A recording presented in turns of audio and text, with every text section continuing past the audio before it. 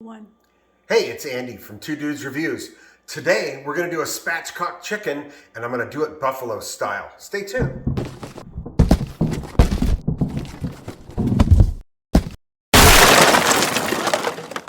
All right, so if you've never seen a video on spatchcocking a chicken, all spatchcocking a chicken, some people call it butterflying, is we're gonna remove the backbone.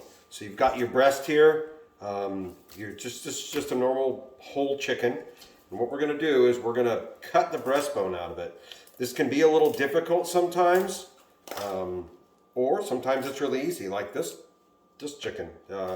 Must be very tender and juicy, I don't know. But we're just gonna cut that backbone out and remove that. I've already didn't rinse this because you never really want to rinse chicken in your sink. It just spreads bacteria. But I did remove it and then pat it down with paper towels. I like to go in and just trim off a lot of the excess skin and fat. So I'm going to do that right now because all this is going to do is make fire in your grill. We're going to do this on the Weber Kettle today, indirect, and we're going to cook it not really low and slow, kind of a little fast. So the way we spatchcock the chicken is we're going to, once we cut the backbone out, lay it here just like you're doing CPR. Just flatten it out and make just break the breastbone. That's all we're doing there. Okay. What I'm also going to do right now is I'm going to take my fingers and I'm going to go under the skin. For this particular cook, we don't care about crispy skin like you see on the Food Network and all that, because we're going to pull this chicken for some buffalo chicken enchilada pinwheel things that we saw on TV that looked pretty cool. So, and I'm doing something that I normally don't do. Normally I would dry brine this chicken, but I made some chicken thighs the other day, and I marinated them in barbecue sauce, and the flavor came completely through the chicken. It was tender, it was delicious, and so I'm going to do that with this buffalo sauce. So what we're going to do is we're going to take this chicken now, we're going to drop this into a Ziploc bag. I think I'm going to put it head down. And I loosen up all that skin. Okay, this guy does not want to go in the bag. There he is. All right. I loosen up all that skin so that the liquid will penetrate into this chicken. And I'm going to roll it around here. So what we have for a sauce is a 10-ounce can of enchilada sauce, and then also my favorite, Crystal hot sauce. You can also use Frank's Red Hot, obviously another good buffalo wing sauce, but I like the flavor of the Crystal better than the Reds, so I'm using Crystal hot sauce today. But any Louisiana hot sauce. Put this in your Ziploc bag.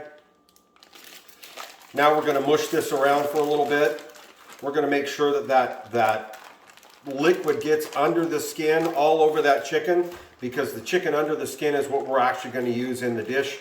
If you were going to do this just on the grill, you could, and then once I was done with that other piece that I did, I actually put a rub on the chicken on top. It dried everything out, and it cooked really well. So that's step number 2 here. We're going to let this marinate for about 3 hours, and then we'll go out to the grill, we'll put it on the grill, and we'll show you how that works.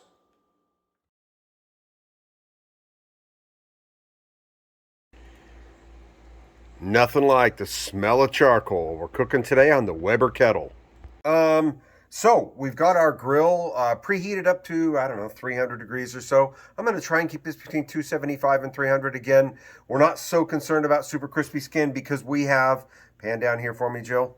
I'm leaving the marinade on the chicken, but I am going to go ahead and cover this chicken, and I'm going to start with the bottom side. I'm going to cover this chicken with Zatarain's blackening seasoning. So again, a little bit of the Louisiana spice because we're doing buffalo, which is, of course, using a Louisiana hot sauce, right? So we're using the Crystal Louisiana hot sauce. All right, so we're going to take the blackened seasoning, just a nice light coating over the whole thing, just like this, and then we're going to get this thing on the grill. So let's set that down. I'm going to open the lid here. So we're in a 2-zone setup here. So I've got my coals on one side. We're using the slow and sear on the grill here this afternoon.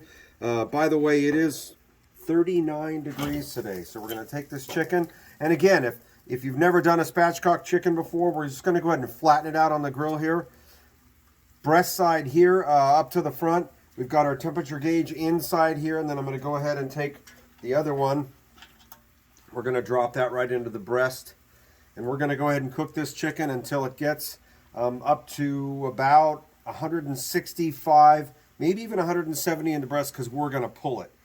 So here we are an hour in. I just wanted to give you an update. We've got our chicken, and it's currently temping at about 113 degrees, and we've managed about 250 to 275 on our grill temp the whole time. So we'll check back in a bit. All right, we're back, and I've lost my camera person, so here I am. Chicken here, been on the grill for about 2.5 hours. I just kind of checked it in 3 or 4 places. You can see that leg wants to come right off, so I'm going to go ahead and throw that over there. But take a look at this chicken.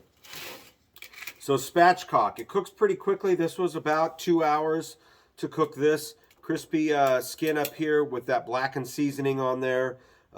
These wings are going to be delicious. I'm going to pull one and eat it right now, probably. But we're at 170 degrees in the breast, about 180 degrees in the thigh and the leg, which is ideal. It's what we want. And so we are going to take this upstairs. We're going to let it chill for a bit.